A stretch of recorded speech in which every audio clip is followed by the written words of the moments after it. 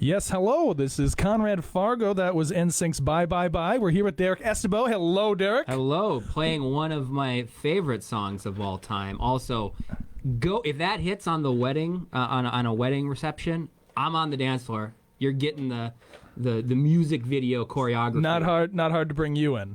No, I'm pretty shy. I like to you're a real shy guy. Most people get that impression from me from time to time. I'm a background character. That's me. I'm that extra in an episode of Friends. So this is the frequently asked questions segment where we read listener mail.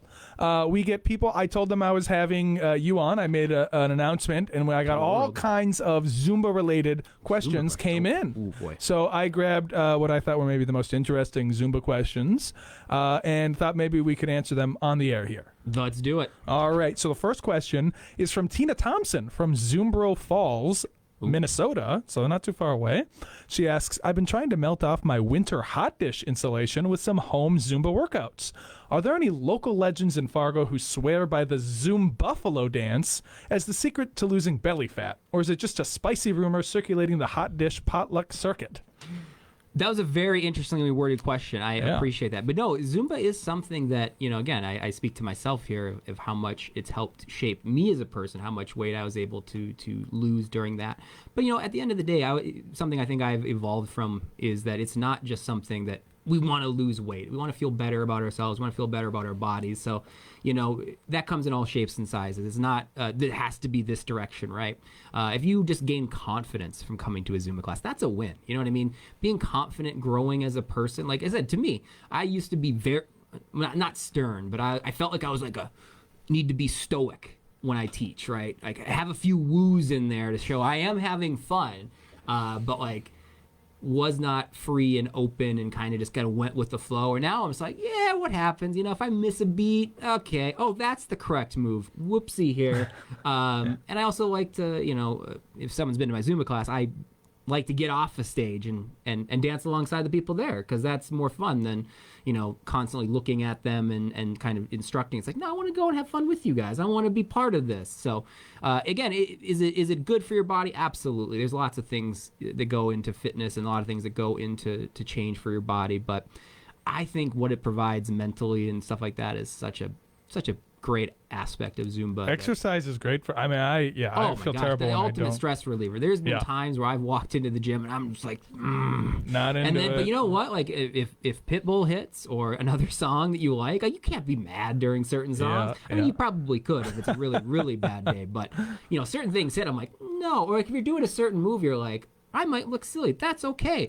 Kind of frees you up from kind of maybe a lower spirited day when you have I have to shake it. I have to shake it. I can't shake much. I can try, but I'm gonna do it, and then just naturally kind of melts away some of the stress, melts away some of the other worries that are out there. So again, at the end of the day, is it great that you can lose weight further? Absolutely. But at the end of the day, if I can give you 1 hour where you're not concerned with anything else going on in your life, whether it's personal, work, whatever it might be, that's a win in my book. If I made a little impact on you, provide a little light to your day, that's what I'm looking to do, is just have that impact, have that connection, and be a positive light to people in the community. That's really what I want to do.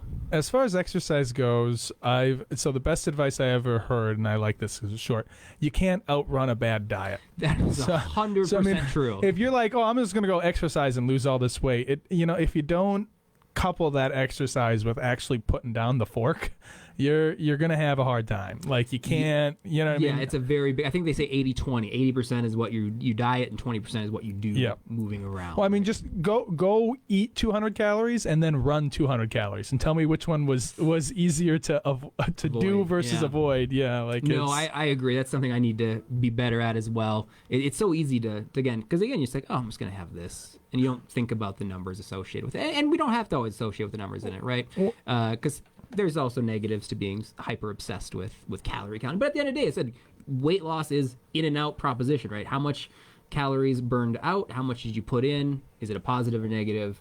and then that will, shift things one way or the other. Well, and another thing, I didn't realize this till I was in my 20s, and because I think it's a misconception that you can target where the fat, like people think if they do a bunch of sit-ups, they can get rid of their belly fat, but it doesn't work that way. Like your body decides where the fat comes and where it goes. You can't target. Like all you can do is just quit eating so much and hope.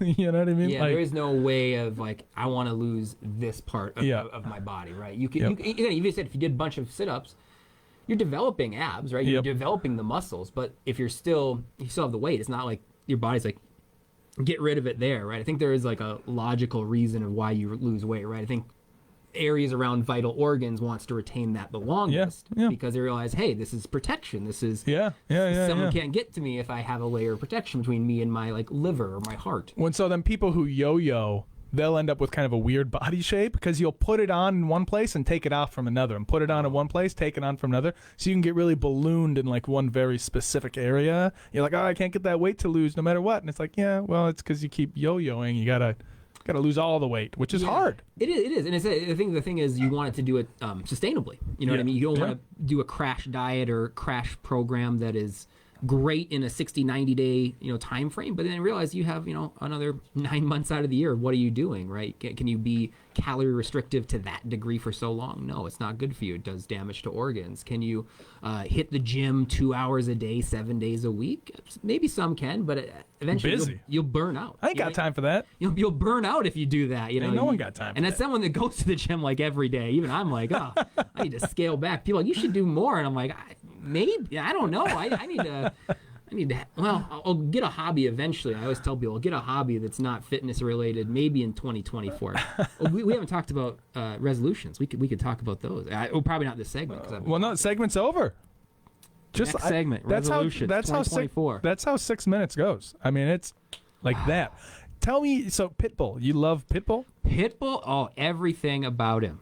Okay, the white jeans, love it. Have a pair of my own. Okay. Can't wear it till after Memorial Day. There's rules in place unless you are in Miami. And you've got a lot of clothing rules. We talked about clothing rules for me? We did. I mean, on the last show. So clothing rules? For preparation, you've got winter clothing. I thought you meant like style. No, like you can't wear a jacket this time. You can't wear shorts at this time, and you gotta. I added new pants. rules. So reminder for those who haven't listened to it. So new rules. The rule is winter coat cannot come out before November 1. Okay. So you can have a light jacket. Mm-hmm. The new rule I added is the winter coat.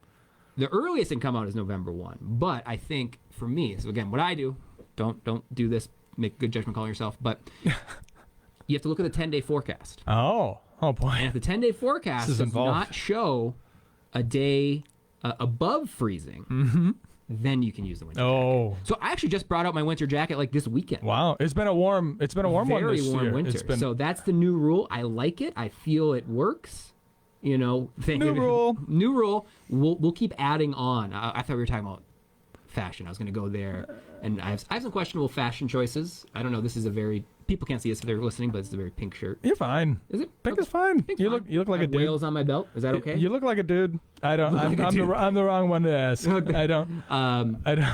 When I go get my hair cut, they're like, "What do you want?" I don't know. What did we do last time? Let's do that again. What do you think? I have overalls. Yeah. Hey. Fashion overalls. I think they're green. I don't know what I wore it with. I'll have to find out. You're wearing overalls now? Like no. Oh, okay. No, I have it. It's in my closet. I see. I did some closet cleaning. Grown man with overalls. That was a thing in like the thousands, I think. No, it was a 90s thing. I was watching some 90s boy bands music videos. A lot of people wearing overalls. But like opened up, right? Where no, they were buttoned. No, they were buttoned up and over. I should have sent you a different song. I should have sent you my cheesiest boy band song of all time. Nope. Instead, you sent me a second Pitbull song. This one is going to be "Can't Stop Us Now," the Nitty Gritty remix. It's a very important distinction. We're going to listen to that and then come back with Fargo Fresh. Don't go nowhere.